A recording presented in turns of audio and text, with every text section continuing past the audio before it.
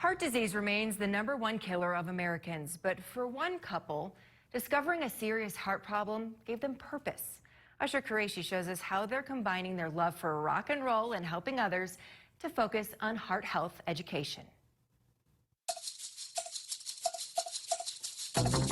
Pete and Amy Johnson love to perform. We actually dated back in the 80s and then reconnected.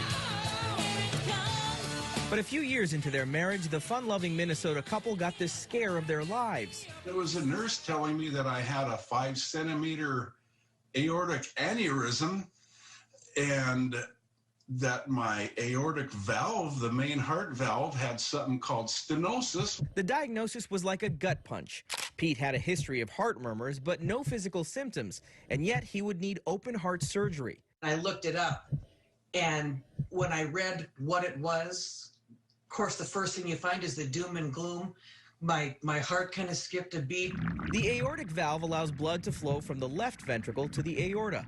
Healthy leaflets open and close the valve during the heartbeat, but diseased valves can cause them not to fully open or close. It makes the blood shoot a little faster through it, and that is a probable cause of the aneurysm on the other end because the blood's going through there real quick. Symptoms can include shortness of breath, chest pain, fatigue, dizziness or fainting, and irregular heartbeat. For the Johnsons, the health scare soon turned into a mission to inform others about aortic valve disease and aneurysms. We are playing the Rock from the Heart benefit.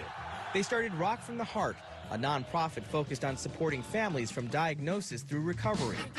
They say the heart of rock and roll is... Let's do something through music and try and promote some heart things so people my age start thinking about it. Pretty amazing, isn't it? Each February during American Heart Month, along with the concerts, the organization hosts an annual symposium.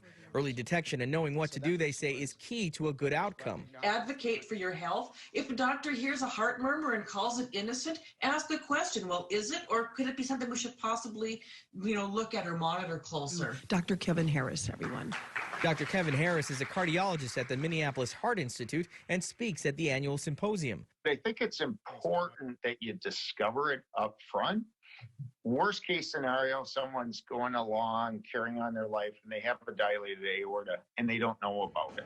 This year's program will be virtual, but the Johnsons hope to reach more people online, and next year plan to expand. To be able to take that 2-day model of education and rock and roll across the country is the ultimate goal. Their hope is to make sure everyone takes their advice to heart. I'm Ash-har Quraishi reporting.